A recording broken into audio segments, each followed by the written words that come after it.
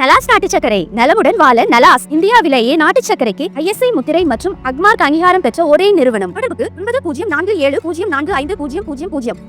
அண்மை செய்தியை பார்த்துக் கொண்டிருக்கிறோம். ஹைட்ரோ கார்பன் சோதனை கிணறுகளை அமைக்க தமிழக அரசு வழங்கிய சுற்றுச்சூழல் அனுமதியை திரும்பப் பெற வேண்டும் என மதிமுக பொதுச் செயலாளர் வைகோ வலியுறுத்தியுள்ளார்.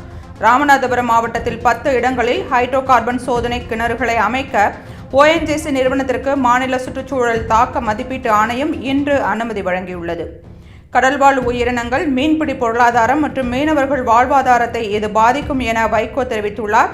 மீன்வளம் பாதித்தால் ராமநாதபுரம், குமரி உள்ளிட்ட மாவட்டங்களில் மீனவர்கள் வாழ்வாதாரம் பாதிக்கப்படும் என்பதால் இதற்கு மீனவர்கள் கடும் எதிர்ப்பு தெரிவிப்பதாக வைகோ தெரிவித்துள்ளார். இதனால் சுற்றுச்சூழலுக்கு பாதிப்பு ஏற்படும் என்று சுற்றுச்சூழல் நிபுணர்களும் அறிக்கை அளித்துள்ளதாக வைகோ தெரிவித்துள்ளார். தமிழக ஆழ்கடல் ஹைட்ரோ கார்பன் எரிவாயு எடுப்பதற்கு ONGC நிறுவனத்திற்கு தமிழக அரசு வழங்கிய சுற்றுச்சூழல் அனுமதியை மறு ஆய்வு செய்து திரும்பப் பெற வேண்டும் என வைகோ வலியுறுத்தியுள்ளார். அண்மை செய்தியை பார்த்துக் கொண்டிருக்கிறோம். ஹைட்ரோ கார்பன் சோதனை கிணறுகளை அமைக்க தமிழக அரசு வழங்கிய சுற்றுச்சூழல் அனுமதியை திரும்பப் பெற வேண்டும் என மதிமுக பொதுச் செயலாளர் வைகோ வலியுறுத்தியுள்ளார். ராமநாதபுரம் மாவட்டத்தில் 10 இடங்களில் ஹைட்ரோ கார்பன் சோதனை கிணறுகளை அமைக்க ONGC நிறுவனத்திற்கு மாநில சுற்றுச்சூழல் தாக்க மதிப்பீட்டு ஆணையம் இன்று அனுமதி வழங்கியுள்ளது.